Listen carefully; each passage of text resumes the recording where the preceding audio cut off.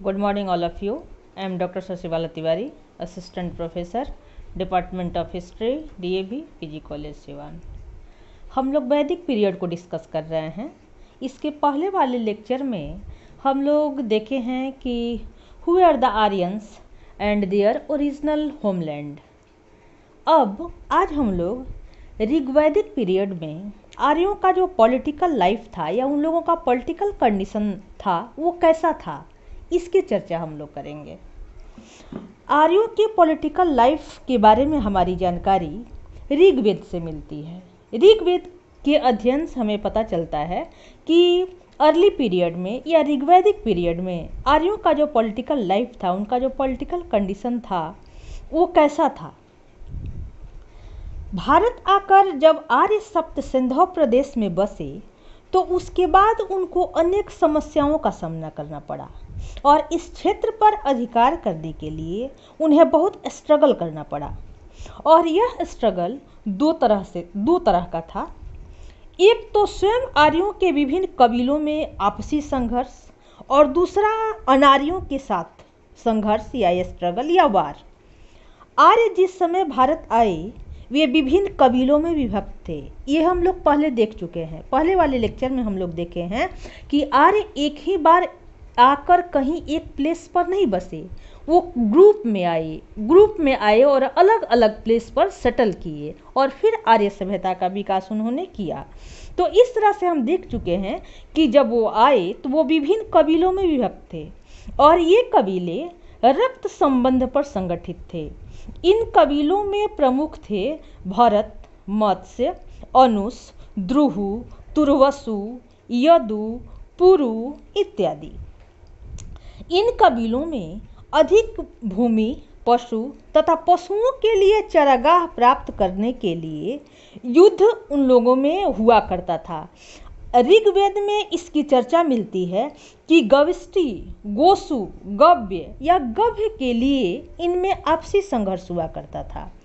कबीलाई युद्धों का एक अन्य कारण था दूसरे कबीले पर अपनी श्रेष्ठता स्थापित करने की लालसा।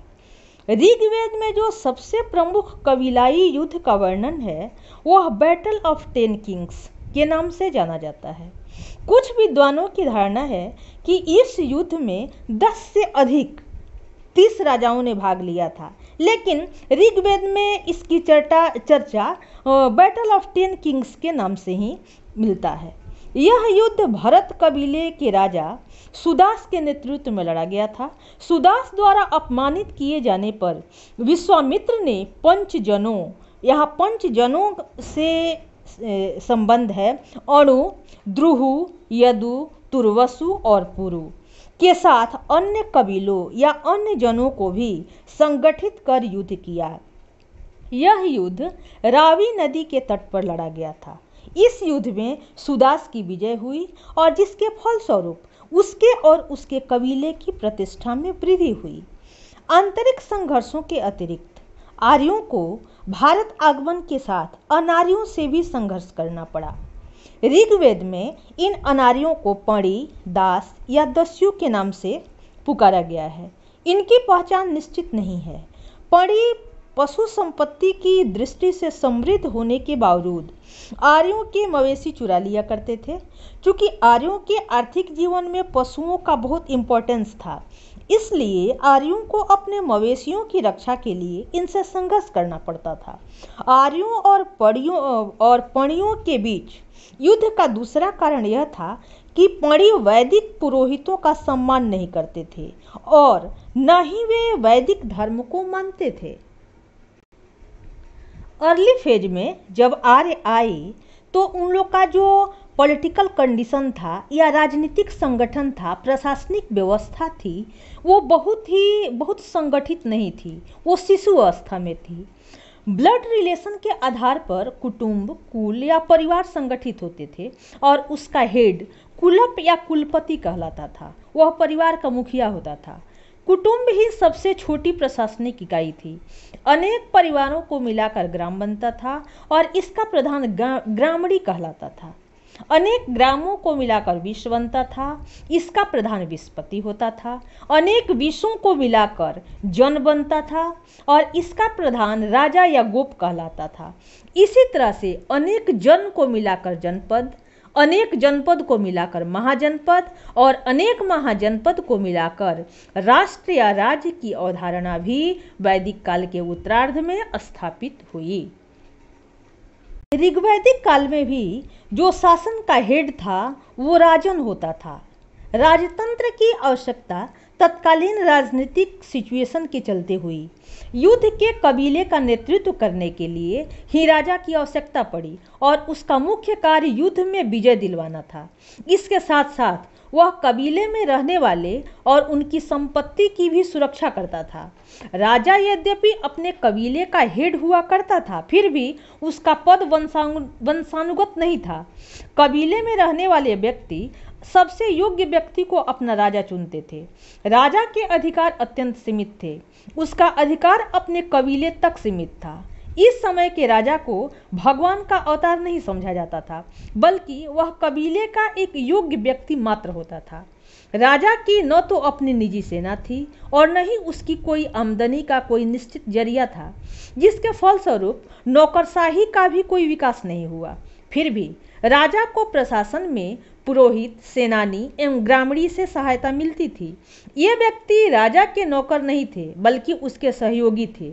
इनका चुनाव भी संभवतः कबीले के लोगों द्वारा ही होता था।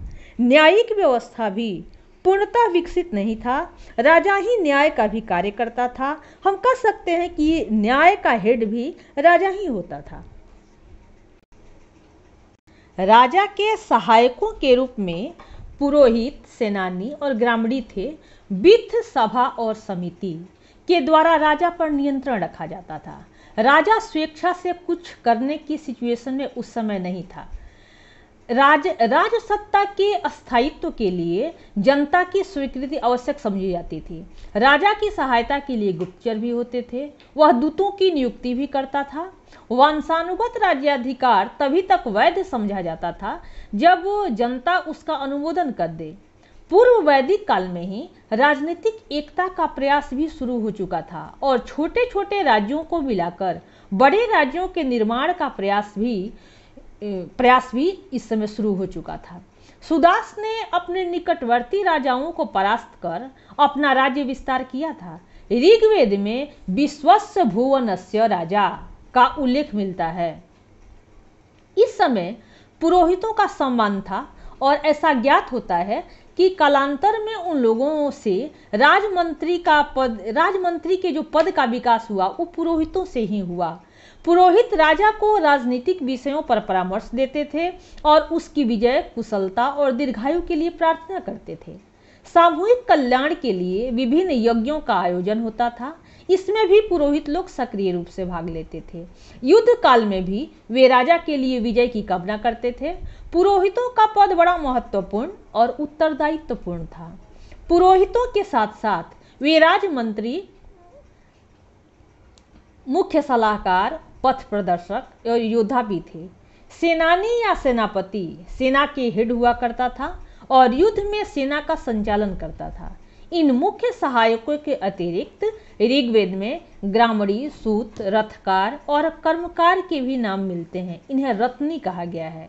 ये लोग राज्याभिषेक के समय उपस्थित रहते थे। ग्रामीणी एक ओर राजा का पदाधिकारी था और दूसरी ओर जनता का रिप्रेजेंटेटिव भी था। गांव में शांति सुव्यवस्था बनाए रखना और राजा तक गांव का जो सिचुएशन था, कोई परेशानी थी, उसको पहुंचाना भी ग्रामीणी का ही मुख्य कार्य था। अभिषेक के पूर्व राजा ग्रामीणी, सूत, रथकार, कर्मकार की पूजा करता था। इससे तत्कालीन लोकमत की प्रधानता का प्रमाण मिलता है।